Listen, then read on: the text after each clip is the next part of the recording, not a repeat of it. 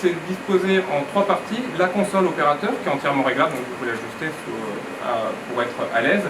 Vous avez la console de retour d'écran. Ça, c'est la colonne et l'écran Célio que vont voir les gens qui sont habillés à côté du chariot patient, où on a en fait les bras opérateurs et le patient endormi.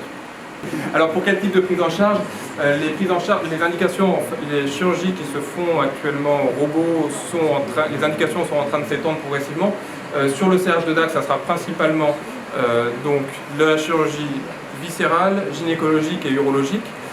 En chirurgie viscérale, ça sera principalement la chirurgie de l'obésité et la chirurgie du rectum. En chirurgie gynécologique, ce sera les hystérectomies, la cancérologie pelvienne et les troubles de la statique pelvienne. Et en urologie, ce sera la chirurgie carcinologique rénale, de vessie, de prostate et également les troubles de la statique pelvienne. Après, comme les choses évoluent, les indications sont également appelées à évoluer, à s'étendre.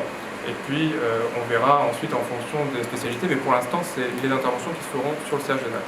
On a une précision de geste qui est assez bluffante, on a une qualité d'optique et notamment de vision en 3 dimensions qui est exceptionnelle, et tout ça nous permet d'avoir des gestes plus précis, mieux contrôlés, avec des suites opératoires plus simples, moins douloureuses, des durées d'hospitalisation raccourcies, et tout ça au bénéfice du patient.